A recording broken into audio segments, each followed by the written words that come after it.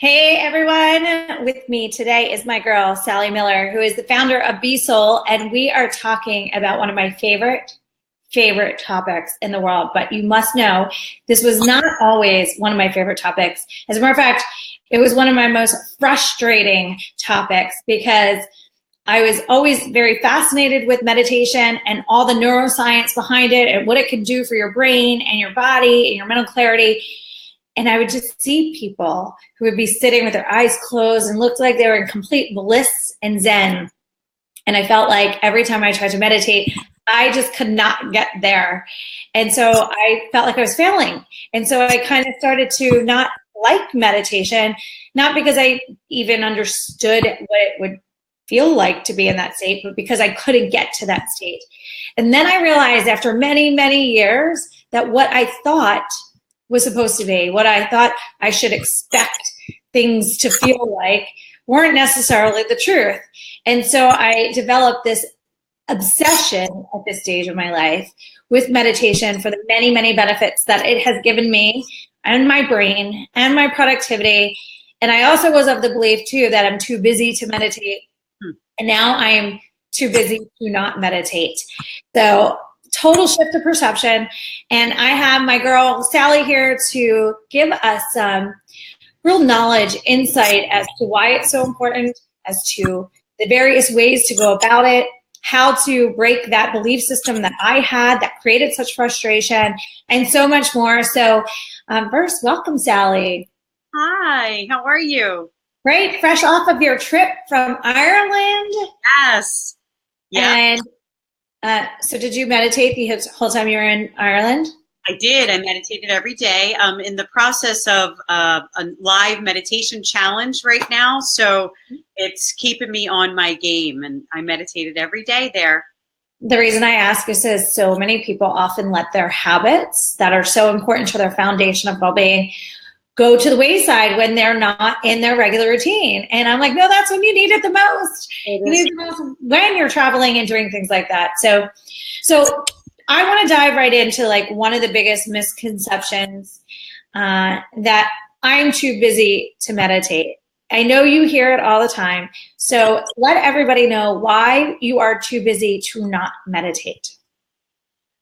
I mean, you don't have a, if you're too busy to meditate, then you really need to meditate. Right, exactly.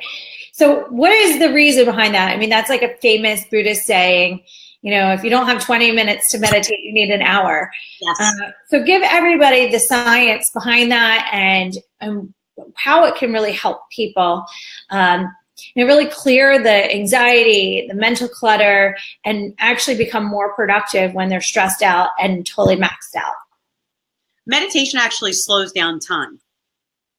It slows down time. So when we're busy, we're manic, we're running, we're grooving all the time, and we're ahead of ourselves, and we're not really capitalizing on time. We're not in the present moment. And meditation brings you back to the present moment, which it actually increases time. It increases your awareness and reduces your anxiety and brings you back to the present moment, which is all there really is. You know, the best way I can explain it to people, for me, in why I need to prioritize it, and I learned this from my daughters who went through this neuroscience program. I learned from the doctors of this neuroscience program, and it just hit me so like a ton of bricks that, you know, when we wake up in the morning after sleeping and resting, our brains are clear. And it's like a closet that's clean and organized and everything is in its place. And by about 3 o'clock in the afternoon, that closet looks like a girl who is having a bloated day who tried on 50 dresses and just kept throwing them and leaving them and throwing them and leaving them. And then we can't access the files the way we need them. Like we couldn't access the clothes. And when you walk into a cluttered closet, you feel overwhelmed and anxious, more overwhelmed and anxious because you can't access what you need as easily. And so meditation in the middle of the day after your brain's all cluttered like that actually is like someone who comes in and totally cleans up and organizes that closet just like it was first thing in the morning. Absolutely. Absolutely. Meditation is most effective first in the morning because that's when your brain is prime. It's not cluttered yet with the day. You're not inundated with messages and people you need to get back to, and you haven't begun your to-do list yet. So it's the best time of the day to start your practice when you're not cluttered. But by mid-afternoon, it is that reset button that actually stops time. It literally stops time. It helps you regain your focus, and then you can begin again, and it just increases your productivity. So what about the people who, by the way, I want to address that. We talked about morning meditation. We talked about midday meditation, and I also do nighttime meditation. I don't do that every day. I should do it every day. I probably do it about 4 days a week. And sometimes I say I'm too tired, and then I'll just go to sleep. And those are the nights I get so mad at myself because I wake up in the middle of the night with my mind racing. My rest is never as restful. It's not as deep of a sleep because although I was so tired I fell asleep, I never really shut that gear off in my brain. I didn't slow my brain down. So I might pass out at 11, but then I wake up at 2 and I'm like all over the place. Yes. And I get mad at myself for that. And so many people say I'm too tired or I don't have time at night before bed. And I'm like, man, it will just give you so much more restful sleep. Yeah. You really want to prime your brain for sleep. Mm-hmm. You really want to let go of the day, of the stress of the day. It's over. So you might as well forget it, let it go, and then start priming your brain for sleep because that's when you're rejuvenating everything. You're rejuvenating yourselves, you're refreshing your brain, and you can actually use subliminal messaging if you fall asleep with binaural beats. Actually, you posted a really good meditation on abundance that I've been working with lately. Oh. Thank you for that. I appreciate it. But listening to a guided meditation to actually help you fall asleep is really, really nice because it primes you for your sleep, but it is not meditation. Yeah. So tell us the difference. So when you're falling, sleep is rest. It's rejuvenating your body, restoring your body. Meditation is being conscious, alert, and in control of your body and in conscious activity with your brain. So it's very different. Sleep and meditation are two different things. A lot of people get confused with that. They say, well, when I meditate, I fall asleep. Well, when you meditate, your body takes rest. Mm-hmm. That's what you need. But once you move through that and your body starts regenerating itself and, revitalizing those cells, then you can really find yourself in active meditation. And it's in active meditation where all the magic happens. Because that is where all the prime healing takes place because you are actively participating consciously with your system in healing and actually redoing brain patterns. Yeah, that's one of my favorite parts when I really realized that. I learned through neuroscience that meditation causes you to create new neural pathways in the brain. And what the secret is for that, for me as a motivational speaker who is always somebody teaching people how to get to the next level beyond the potential of where they are in the moment, and addressing that there's things in their subconscious mind, these neural pathways that might have been programmed with belief systems that they don't necessarily want there, that if they spent more time meditating and consciously aware of what they do want to program, they could more quickly override the old programming and strengthen the new programming through meditation. So for the type A personalities that resist meditation, this sounds like such a great value proposition because they're like, okay, good. So I'm actually working when I'm meditating. I'm actually being productive when I'm meditating. And I'm literally like type A sometimes and type B sometimes. So for the type A in me, that totally resonated in those moments where I felt bad that I wasn't doing and I was just being.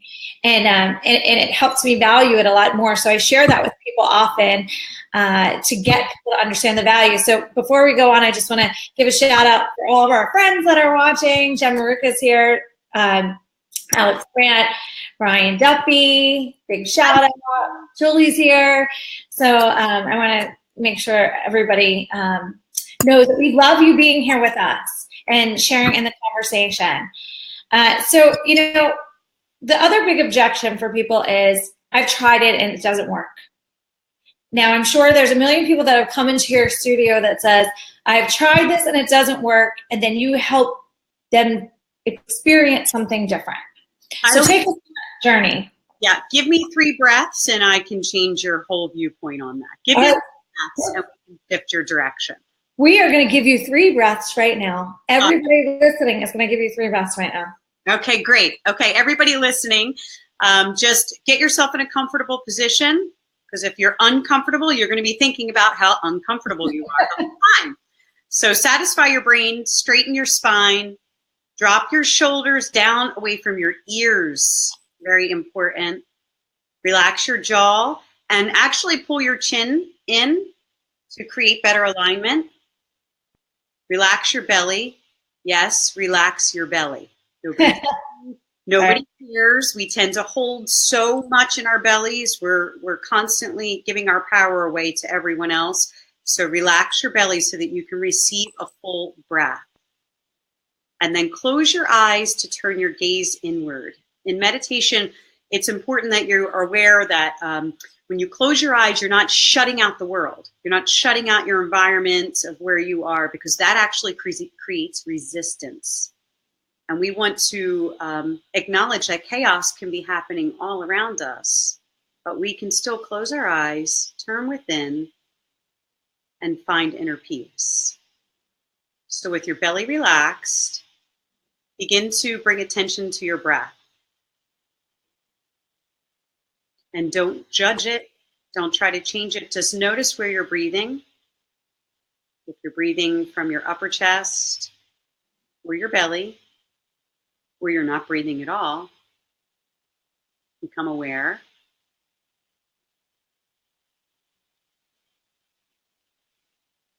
And now I'm going to invite you to follow along with me for this 3-part breath. So begin to inhale, breathing in, pushing your belly out. So breathing into your belly, into your chest, into your upper chest, and then pause. And then slowly let go of your breath from the top of your chest down to your belly. Release and pause. Inhale deeply in through your belly, filling up your chest, filling up your side body, all the way up to your collarbone, and pause.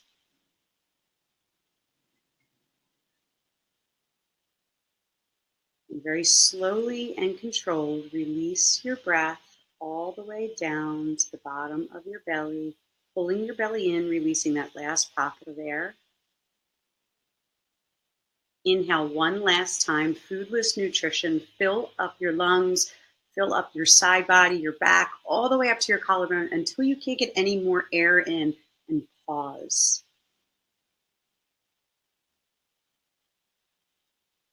And very slowly and controlled, let go of everything not serving you, all toxins down to the bottom of your breath, and just let go. And just allow your breath to return back to your natural rhythmic pattern from this point.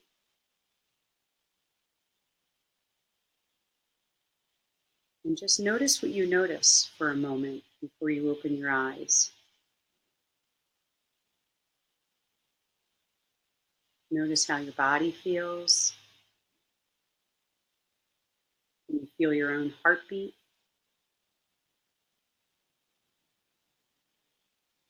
Your mind calmer and relaxed.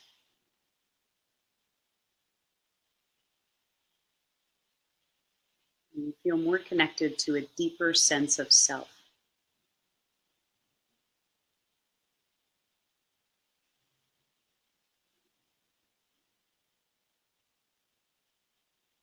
And this is who you really are.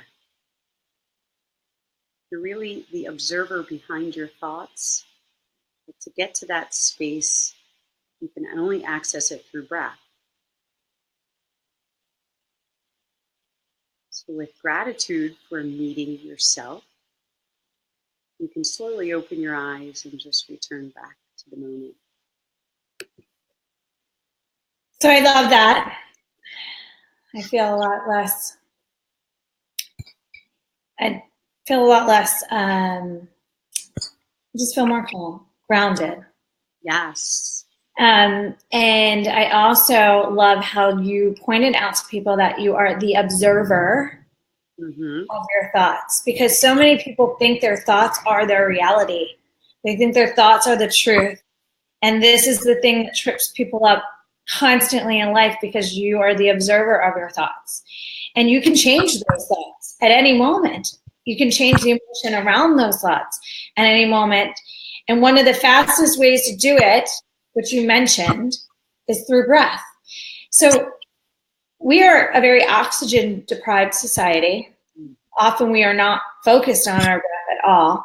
And in meditation, breath, prana, life force, is the critical element of activation. Correct? Yep.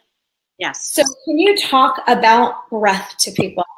Because even if you resist meditation, if you can prioritize throughout the day, stopping and doing 3 to 5 deep breaths, I've even shared with you the forced John concept too, it can change your entire brain chemistry.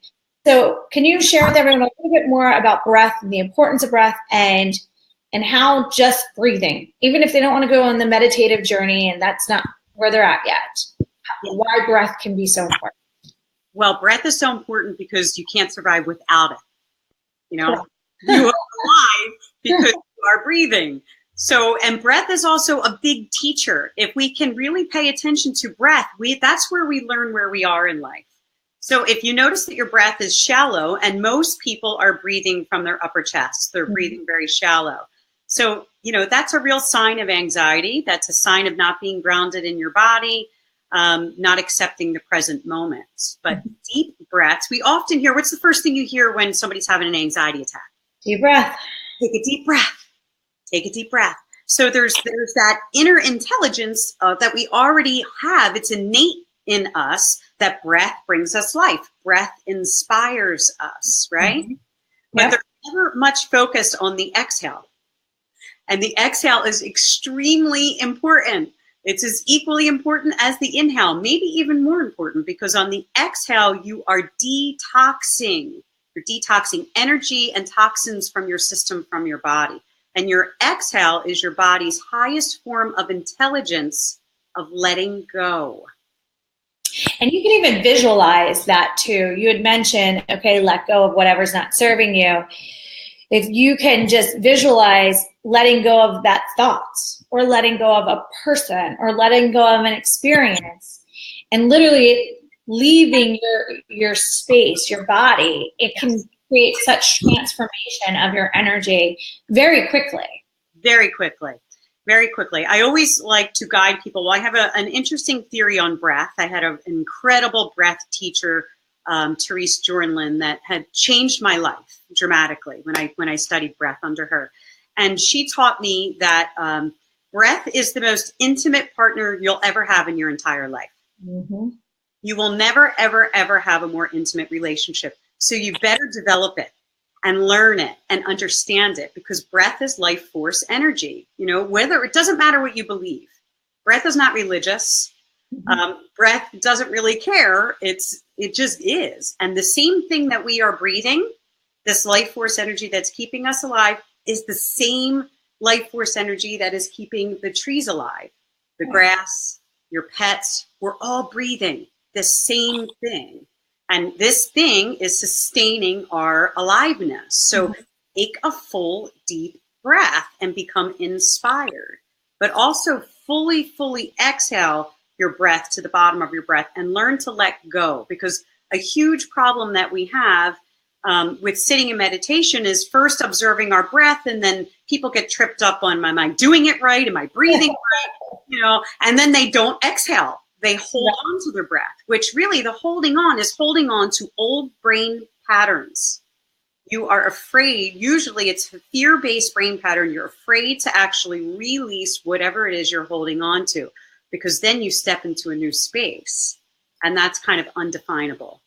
Right. That's where people get uncomfortable, because it actually, this feeling of stress and that anxiety actually can feel way more comfortable to people than just this feeling of freedom. Right? Isn't that crazy that we've become this way in society? Stress is the societal cancer.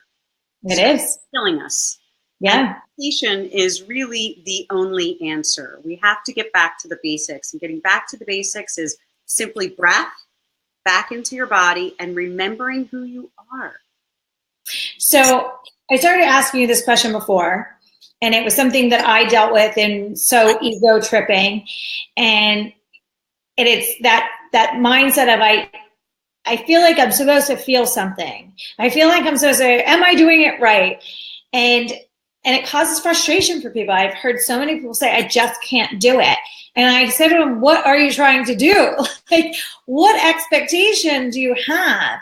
And I remember my expectation is that I literally thought, like, I would look at these yogis and they would just be so blissful. And I'm like, what is going on in their head? Like, I just want to know what they're feeling. And I want to feel that way because it looks so amazing. And then I can never get my brain to stop. So what do you say to people that feel that way? And by the way, I love you too, Shelly. And Eileen teaches us in Pilates. And Rhonda says she's been holding her breath for too long now. The opposite metaphor. So what do you say to people that keep seeking this thing that they're trying to feel, but they don't know what they're supposed to feel, so they just say it doesn't work? Stop seeking. Stop seeking. And just focus on getting back into your breath, because the breath is the only way back into your body. And there is nothing to really experience. You're not looking to, transcend, I mean, I don't know, many experienced meditators are not transcending their body through every meditation. The important part of meditation is to regulate your nervous system.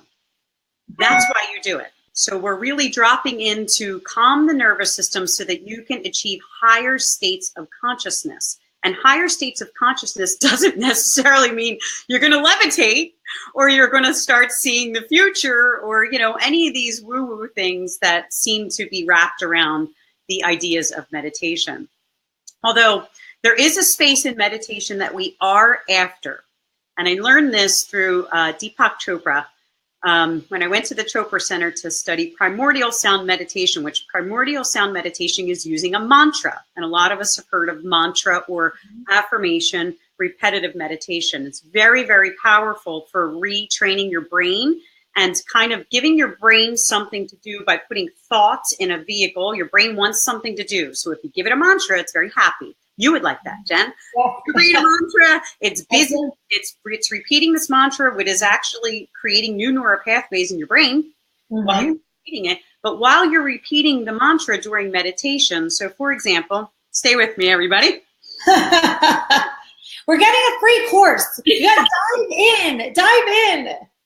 For example, once you do your breath, because breath work is not meditation. Breath work is the prepping for the meditation. So once you do your breath work and you're in a calmed, relaxed space, then you begin repeating the mantra. So let's say your mantra is, I am peace. And you're repeating it, I am peace, I am peace, I am peace, over and over in your mind, I am peace, I am peace, I am peace, I am peace. Did I remember to call Tracy back earlier? Or I don't know if I emailed her, did I? All right. Oh, I am peace. I am peace. I am peace. Did I take the chicken out of the fridge to defrost for dinner tonight? Did I give my son lunch money? I really love that song. I wonder if I downloaded it on iTunes. Oh, I am peace. I am peace. I am peace. I am peace. I am peace.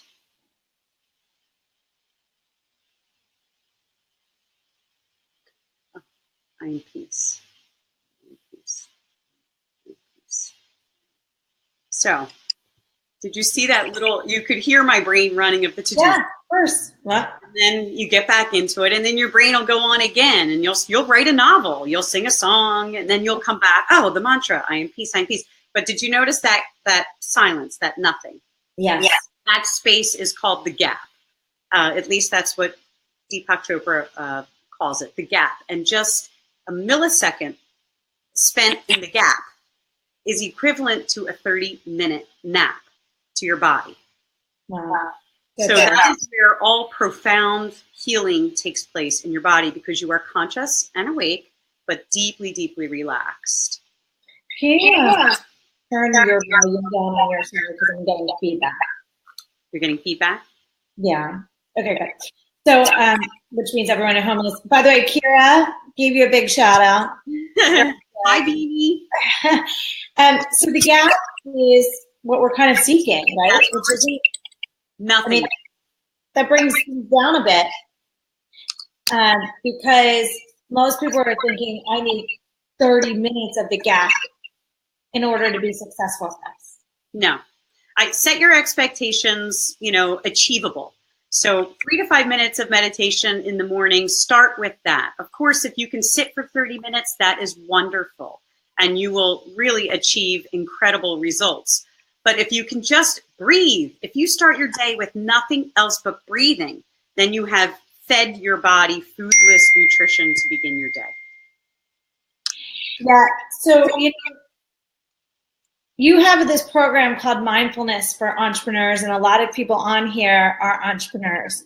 And I love this program because entrepreneurs have an extra demand of multitasking because often they're solopreneurs and they're doing everything, or they're running a very lean ship, so they're doing everything.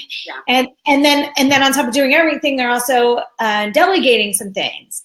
And it's also their creativity is their capital. So while they're doing, they need to be able to stop and be reflective and introspective and strategic and creative.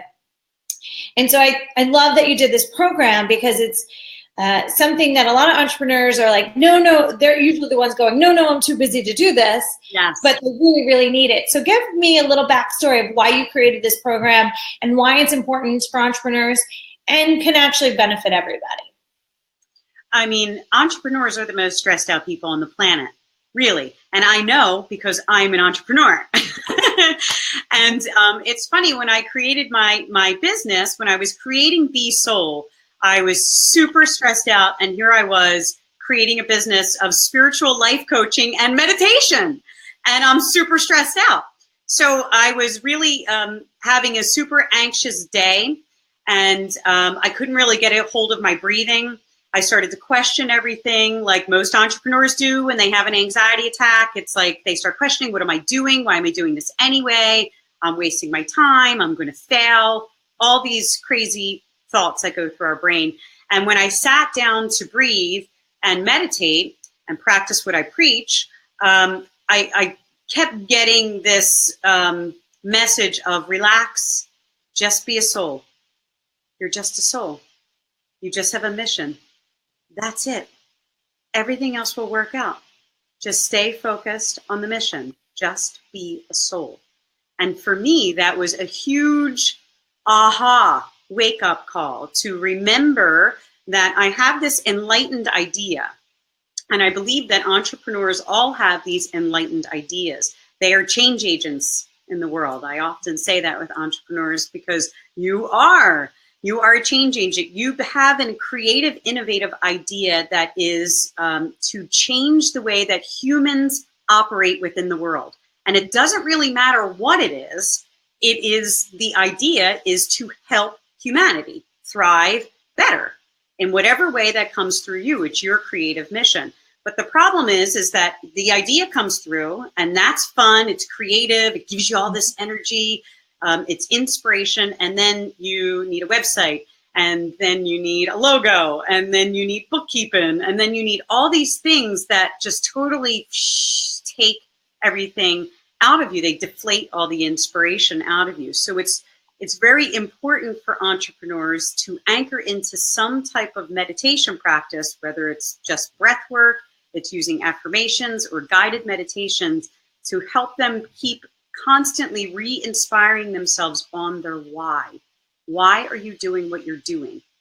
Why are you a bright, light worker, change agent in the world? What is it that you have in you that is of service to humanity?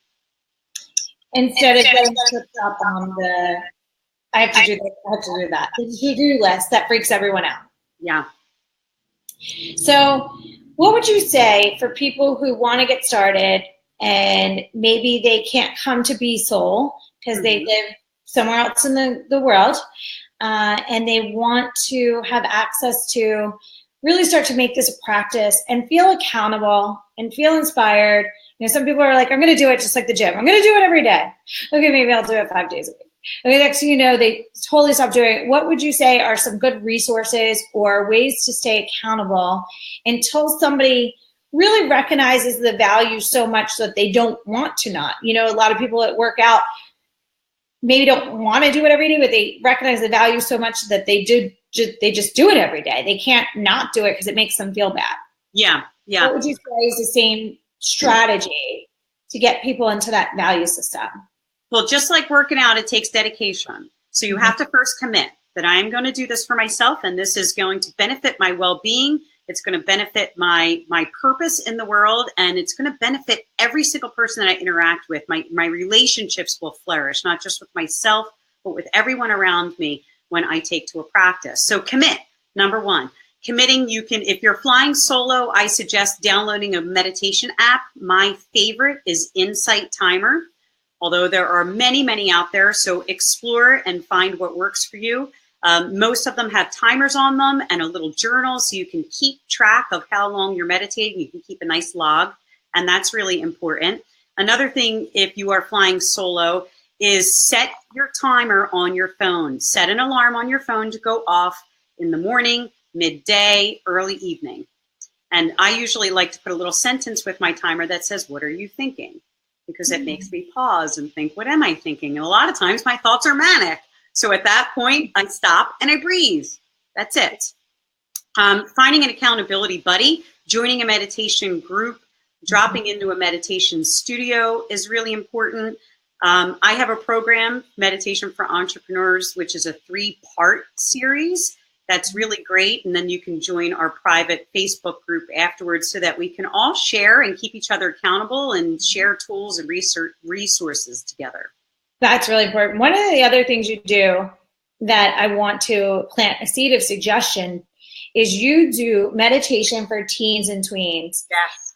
And I feel this is actually even more important because of what teens and tweens deal with in our society. Just last night, I had one of my EI calls for the group, and one of the mothers was dealing with some significant bullying issues with her son in school. And I feel like teaching a child to meditate and make it just part of their lives. Morgan had to learn how to meditate when she was really dealing with the anxiety that's caused by the Lyme disease that was just really out of control this time last year. And it just became part of her life. And now the Lyme is in remission, but meditation is still part of her life. And while she might not be as religious to doing it morning, afternoon, and night, it is a tool that she knows how to quickly pull out of her toolbox in any moment where she's feeling stressed, overwhelmed, and just feeling disconnected. Yeah, meditation for teens and tweens is crucial in today's world. Because when I talk to teens and tweens, I tell them that they learn mindfulness in school. Mindfulness is becoming a very buzzy word, which is wonderful. But mindfulness is how they must live in order to survive in today's world. They don't really have a choice. It was kind of like a fun luxury thing for our generation and our parents. It wasn't even heard of. But mindfulness is only obtained through a meditation practice. And these kids have stress hitting on them today that we cannot comprehend. They are living a Snapchat life. Yeah. Living a Snapchat life and a social media life is taking you outside of yourself and portraying yourself in a certain way. And then you have to live to that amongst your peers and your friends. So that's one stressor right there. And they tend to be spending about 7 hours a day on social media. Think about that. 7 hours. All the things they're taking in, all the perceptions Yes. that they're taking in, all the comparisons that they're taking in. You know, I also have noticed with my girls and their friends, you know, when I was in high school and college, like I wanted to do well, but I feel like the level of pressure, middle school even, my girls are in middle school, the amount of pressure these kids are putting on themselves to do well. Yes. Are at like a whole different level that it's actually somewhat even hard for me to comprehend. And I'm that mom that's like, listen, I want you to respect and value your education. I want you to make it a priority. I want you to do your best. But I'm never going to be making it the top thing for me is, are you kind to people? Are you compassionate to people? Are you aware of what's going on in the world around you? Are you helping people? Are you trying to collaborate with people? Are you working on your communication skills? Are you aware of your nutrition to your body? Like those are the things that matter to me the most. Yeah. But even still with my somewhat hands-off, I don't want to say completely hands-off, but not full hands-on deck approach, I still see them all, not just because of me, but because of their peers trying to really keep up with this overachievement mindset. Yes. Yes. Yeah. Yeah. It's crazy. And I think that we've done a disservice by kind of helicoptering them for many years and pressuring them for this excellence because we want everybody to be special. Right. You know, and really, you know, this is going to sound harsh because a teacher said this to me a long time ago, and it was very harsh, but it was, be careful about making yourself so special. You're really not that special. And it was like, what do you mean? You know, how can I not be special? I'm told that I'm unique and I have this incredible gift to bring, you know, your gift is to be a good human. Your responsibility to society is to be a compassionate, empathetic human being and to know who you are, to bring the truth of you to everything you do. Knowledge is something that we obtain out there. We study in school and we research things. That's knowledge. But intelligence is something that you already own. Nobody can give that to you, but you can find it yourself and build confidence from that place by just getting back into your own body, connecting with your own breath, and remembering who you are, not who you want to be or who Stacy thinks you should be or who Johnny really wants you to be. And you really want to impress Johnny, impress yourself, start from that area of confidence and have control over your life. Because I think a lot of kids today don't feel as though they have control over their own lives. Right. So anyone that's listening who wants to incorporate this in their own life or already is, and you're not incorporating your kids, we're both sitting here saying, we know and have witnessed that it's really something we would encourage you all to do, to make it just part of their lives so that it becomes their own barometer system.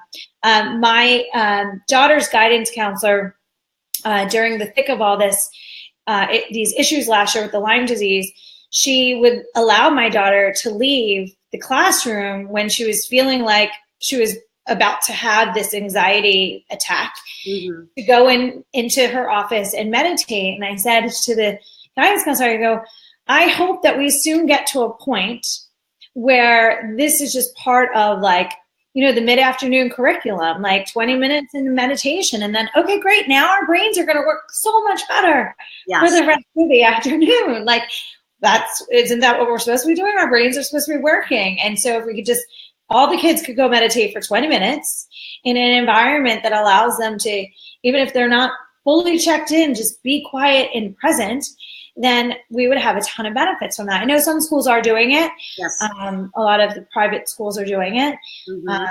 And I foresee some public schools doing it in the near future. It will be amazing when we see my vision, my dream is to see the top priorities. I see Cindy's on here, who's also in the curriculum world, who shares this vision. My dream is to see things like this: emotional intelligence, nutrition. Yes, mind recess, right? Exactly, mind recess. I love that. Where we see, because recess actually can be extremely stressful. I remember this before what it is even now. But if you're like in conflict with people during recess and going in the schoolyard, that can be an extremely stressful experience. But to see, you know, in the importance of curriculum, emotional intelligence, nutrition, neuroscience, so kids can understand their brain, meditation, communication skills, like those are the things that I would like to see in the curriculum of the future. And I mean, my kids are learning algebra right now. I mean, for real, we all feel the same way. At what point did we ever really use that? Not really transferable skills. What's that? They're not really transferable skills, but if we teach them mindfulness and we teach them meditation and how to relax themselves and even how to understand their own physiology, they know their body. You know, these are lifelong skills that will help them in every way. And I will tell you this, kids are so easy. It's my adult meditation class is where they're questioning everything and they're not sure if they're getting it right. Kids just drop in. Yeah. Well, kids are closer to it. They just reset. Exactly. They reset much easier. They're very aware of the benefits and then they just kind of move on. You know, they don't really need to stay in that space. Yeah.